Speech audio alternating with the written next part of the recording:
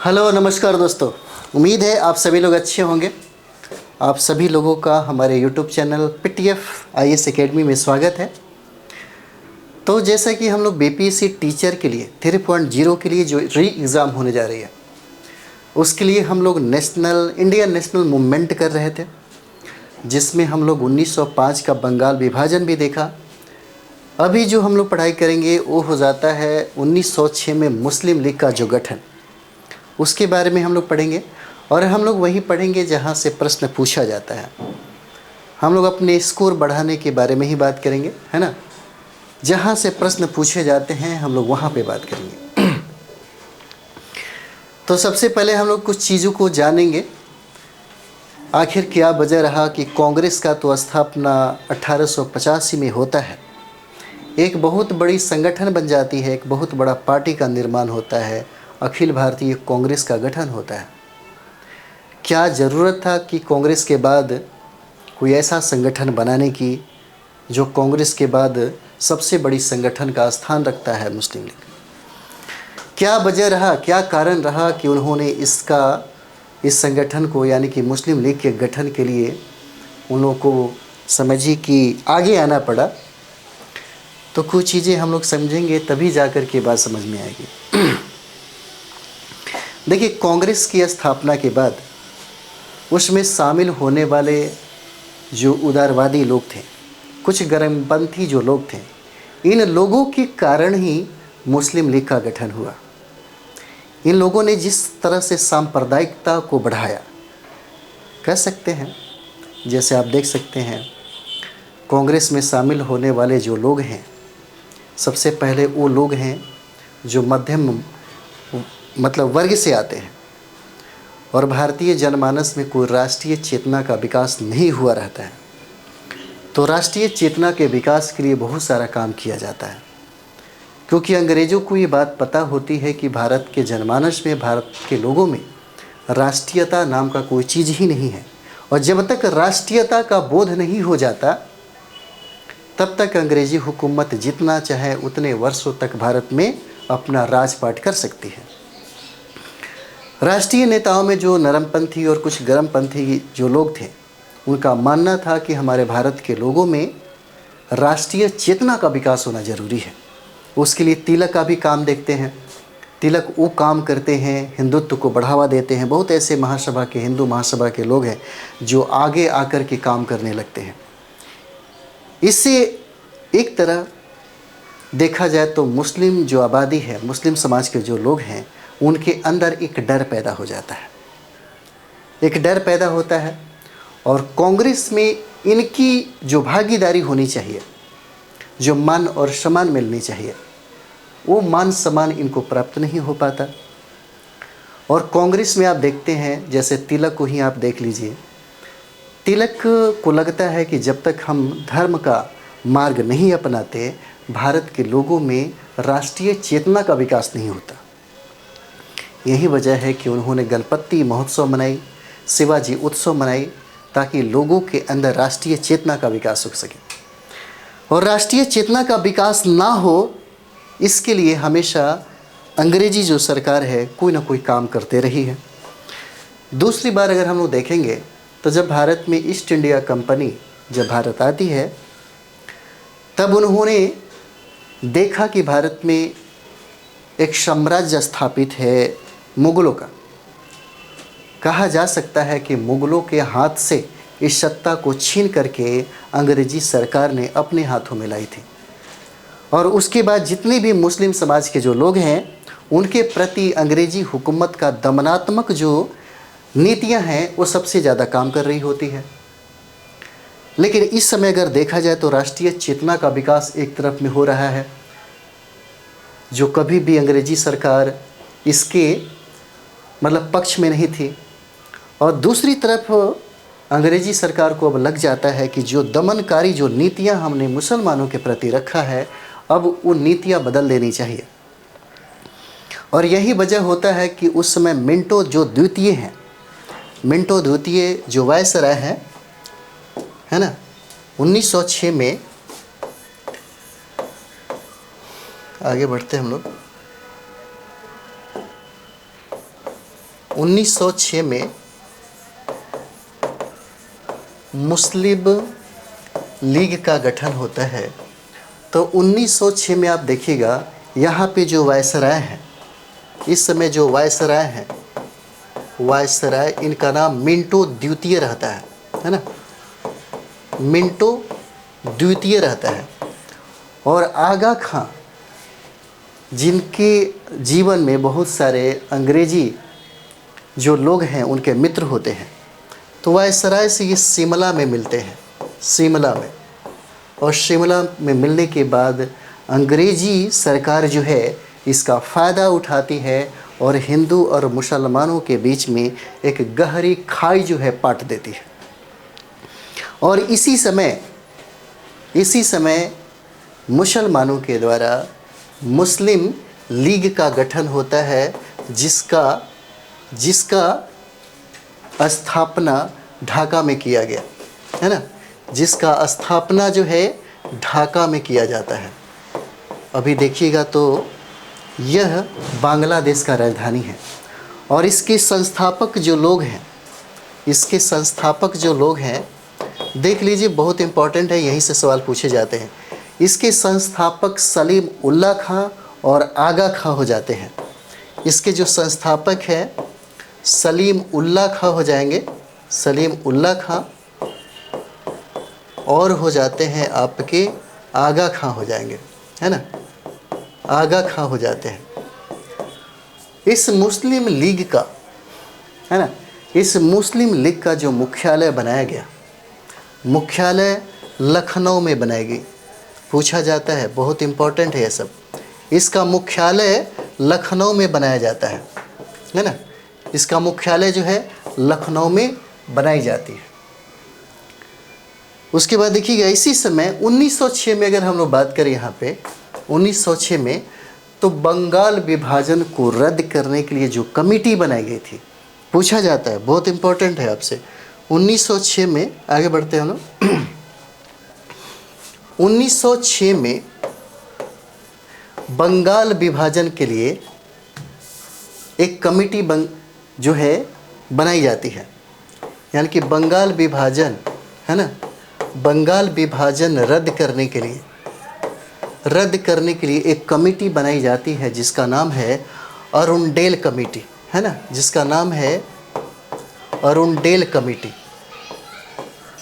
याद रखना ज़रूरी है ना, बहुत इम्पोर्टेंट हो जाता है।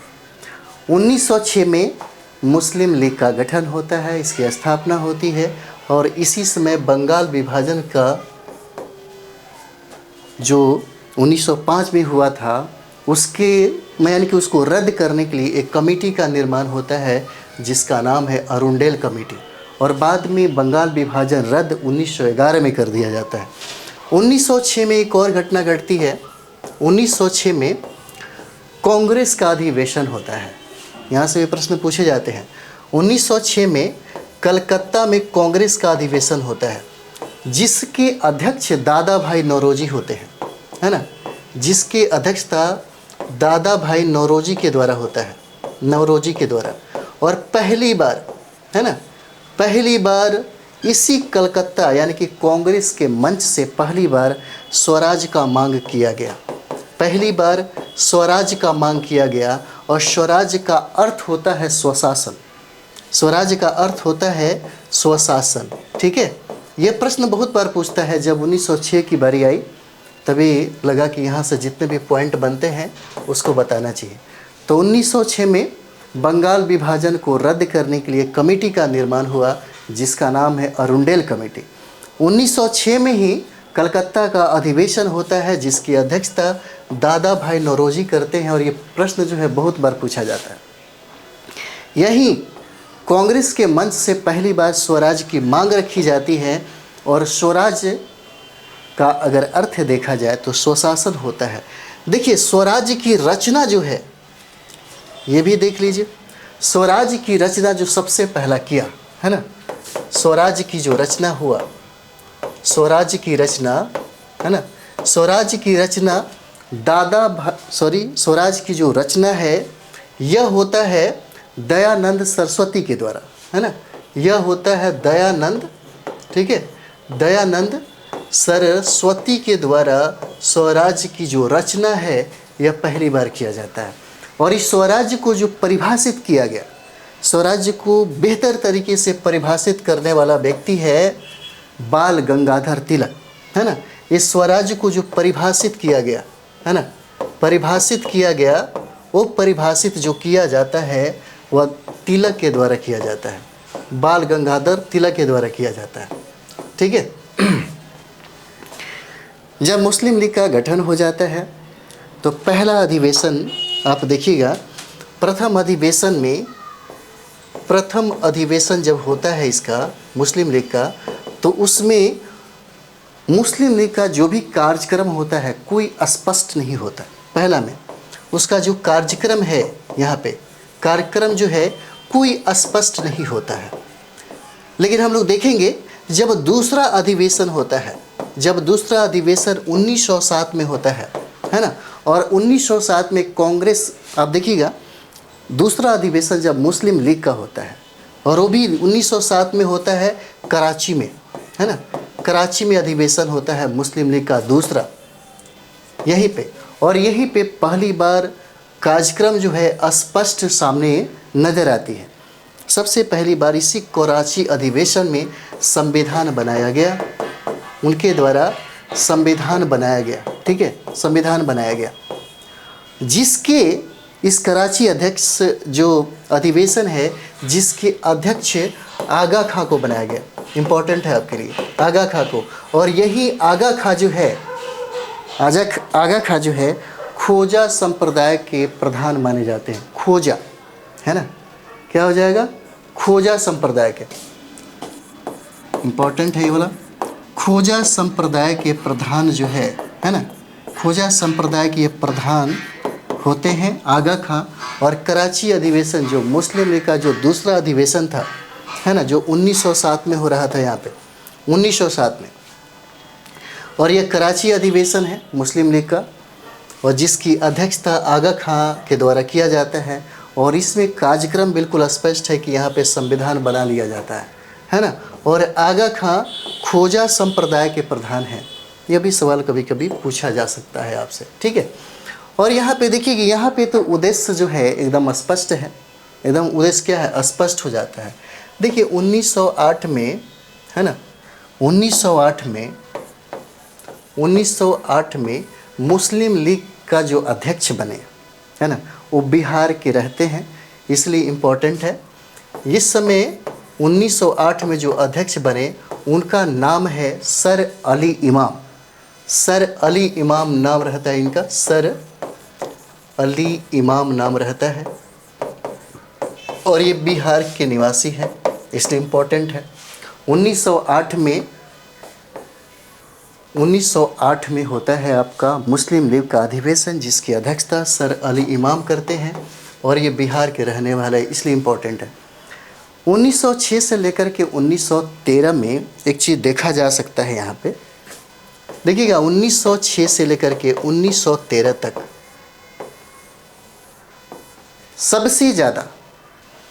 सबसे ज़्यादा सांप्रदायिकता का विकास होता है। सबसे ज़्यादा यहाँ पे सबसे अधिक, है ना, सबसे अधिक सांप्रदायिकता का विकास होता है यहाँ पे। यही वजह होता है। देखिए राजनीति में जब धर्म प्रवेश करता है तो लोग कुछ अंधभक्ति, बहुत सारे ऐसा चीज़ें हैं, क्योंकि भारतीय राजनीति में अगर देखा जाए तो धर्म, जाति, क्षेत्र, भाषा की भूमिका बहुत ज़्यादा होता है, आज भी है।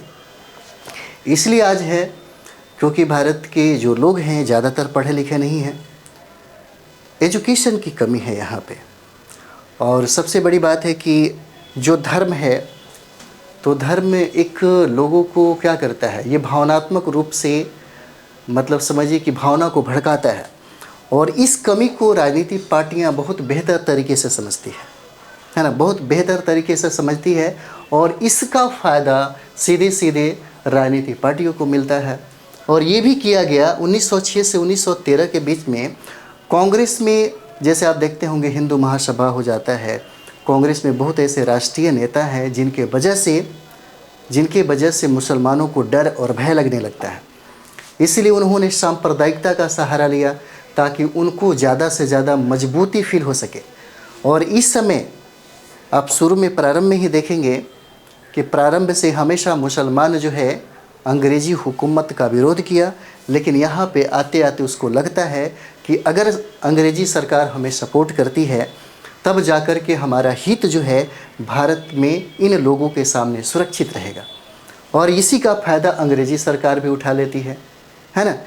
1906 से 1913 तक हम लोग देखेंगे, यहाँ पे 1906 से 13 तक सबसे अधिक सांप्रदायिकता का बोलबाला होता है मुस्लिम लीग में।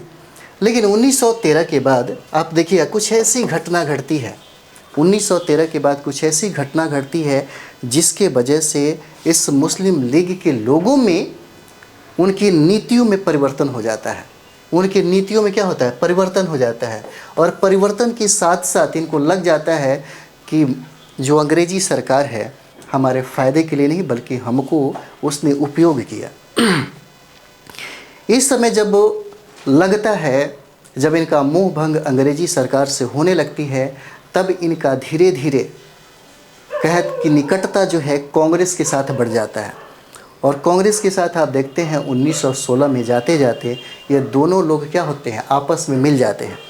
यानी कि कांग्रेस और मुस्लिम लीग के बीच में क्या होता है, समझौता हो जाता है। इसलिए हम लोग उस समझौता को लखनऊ समझौता के नाम से जानते हैं। एक चीज़ और देखेंगे, जैसे यहाँ तक आते आते मतलब कौन ऐसी कारण रही है, कौन ऐसा वजह रहा है जिसके वजह से ये समस्या पैदा हो गया, है ना। कौन ऐसा कारण है जिसके वजह से आप कभी कभी देखते होंगे जो कभी सोचा भी नहीं जा सकता था, कभी ये फील भी नहीं हो सकता था कि कभी हिंदू और मुसलमान फिर दोबारा एक ही मंच के नीचे ये लोग आ जाएंगे। तो सबसे पहले अगर हम लोग देखेंगे तो यहाँ पे देखिएगा, अगर हम लोग कारणों में बात करेंगे, है ना, तो कारण में हो जाता है सबसे पहला कारण देखिएगा, ये सरकार के रवैये में परिवर्तन हो जाता है। शुरू में तो बहुत सपोर्ट करता है ना, और सपोर्ट करने की वजह से मुसलमानों का भी सपोर्ट मिल जाता है। यानी कहीं ना कहीं आप देखिएगा 1905 में जब बंगाल का विभाजन होता है तो विभाजन से सबसे ज़्यादा खुशी मुसलमानों को होती है। और करजन ये बार बार कहते भी हैं कि विभाजन के पीछे हमारा एक ही मकसद था, ताकि आपके हित और आपके समाज का हित सुरक्षित रहे। और इस बात का वो विश्वास और भरोसा दिलाते हैं, ये जो बंगाल विभाजन है आप ही के हित के लिए है। और सबसे बड़ी बात यह कि करजन भारतीय राजनीति को, भारतीय प्रशासन को और भारतीय समाज को बहुत बेहतर और बहुत करीब से वो जानता था। तो इस समय उनको लगता था कि चलो ठीक है, इनकी नीतियाँ जो हैं हमारे पक्ष में है, क्योंकि पक्ष में इसीलिए किया गया अंग्रेज़ी सरकार के द्वारा, क्योंकि अंग्रेज़ी सरकार को ये बात पता था कि अब कांग्रेस के लोग धीरे धीरे जनमानस में राष्ट्रीय चेतना का विकास कर रहे हैं। और जब राष्ट्रीय चेतना का विकास हो जाएगा, जब राष्ट्रीयता की भावना भारतीयों के दिल को झकझोरने लगेगी, तब हमारा ज़्यादा दिनों तक रहना भारत में बहुत मुश्किल होगा। इसीलिए इस राष्ट्रीयता को रोकने के लिए मुसलमानों को उन्होंने अपने पक्ष में किया। लेकिन बाद में धीरे धीरे अंग्रेजी सरकार के नीतियों में परिवर्तन हो जाता है।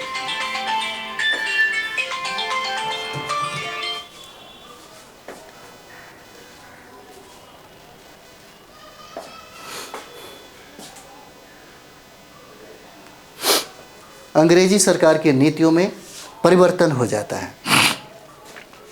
तो यही हम लोग देखेंगे। सबसे पहला जो है सरकार का जो रवैया है ना, सरकार का जो रवैया है, इस रवैया में क्या होता है, परिवर्तन होता है, जिसके वजह से मुसलमानों का मोह भंग धीरे धीरे होने लगता है। दूसरा अगर हम लोग बात करेंगे तब देखिएगा 1911 में बंगाल विभाजन को रद्द कर दिया जाता है ना। बंगाल जो विभाजन है, बंगाल का जो विभाजन है ना, 1911 में रद्द कर दिया जाता है। 1911 में क्या होता है, रद्द कर दिया जाता है। तीसरा आप देखिएगा यहाँ पे लीग का, यानी कि मुस्लिम लीग का जो कार्यालय है उसको स्थानांतरित कर दिया जाता है ना। यहाँ पे हम लोग देखेंगे लीग का जो कार्यालय है ना, यह कार्यालय जो है पहले अलीगढ़ था, है ना, पहले अलीगढ़ था और बाद में इसको लखनऊ में स्थानांतरित कर दिया जाता है। यह भी एक कारण है। नेक्स्ट हम लोग यहाँ पे देखेंगे सबसे जो इम्पोर्टेंट है हमारा, सबसे इम्पोर्टेंट है कि इस मुस्लिम लीग में जो बहुत ही प्रगतिशील विचारधारा के जो लोग थे, जो नायक थे, जो कह सकते हैं कि जो नेता थे, वो लोग शामिल होने लगे। जैसे में आप देख सकते हैं यहाँ पे जो नए लोग थे, जैसे मौलाना, है ना, मौलाना अबुल कलाम आज़ाद, है ना, मौलाना अबुल कलाम आज़ाद का मुस्लिम लीग में आगमन होता है। दूसरा अगर देखें तो मोहम्मद अली हैं, मोहम्मद अली का भी आगमन हो जाता है।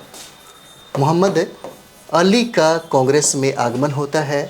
और एक और है शौकत अली नाम है, शौकत अली का भी, है ना, शौकत अली का भी मुस्लिम लीग में प्रवेश हो जाता है। और सबसे इम्पॉर्टेंट है मिस्टर जीना, है ना, मिस्टर जीना का भी यहाँ पे, मिस्टर जीना का भी मुस्लिम लीग में, है ना, मुस्लिम लीग जो कांग्रेस के बाद बहुत बड़ी संगठन बन गई थी, इसमें प्रवेश हो जाता है। क्योंकि ये जो लोग हैं बहुत ही ज़्यादा प्रगतिशील विचारों को मानते थे और यही वजह था कि इन्होंने सांप्रदायिकता का सबसे ज़्यादा विरोध किया। यही वजह था कि इन लोगों ने सांप्रदायिकता का सबसे ज़्यादा विरोध किया। उसके बाद यहाँ पे एक और भी कारण आप देख सकते हैं, यहाँ पे कांग्रेस और मुस्लिम लीग के बीच में एक समझौता हुआ, जिस समझौते को कांग्रेस ने स्वीकार कर लिया। ठीक है, यह भी एक कारण हुआ।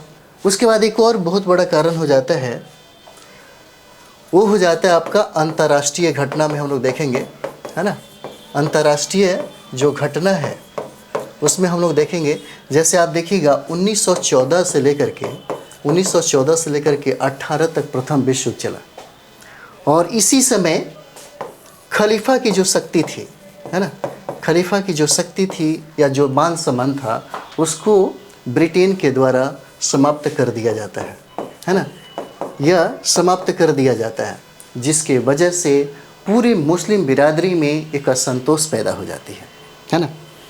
तो हम लोग इसी तरीके से, क्योंकि यहाँ से प्रश्न आएंगे, है ना, और पूछा भी जाता है। तो 1906 में हम लोगों ने देखा कि मुस्लिम लीग का जो गठन होता है, जहाँ से इम्पोर्टेंट सवाल बनने थे हम लोगों ने वहाँ पे चर्चा किया। नेक्स्ट हम लोग यहाँ पे देखेंगे 1907 में, है ना, 1907 में सूरत अधिवेशन देखेंगे, है ना, सूरत अधिवेशन देखेंगे। और इसी अधिवेशन में कांग्रेस 2 भागों में बढ़ जाती है। हम लोग उस पर चर्चा करेंगे। तब तक आप अच्छे से पढ़ाई करिए। Thank you very much.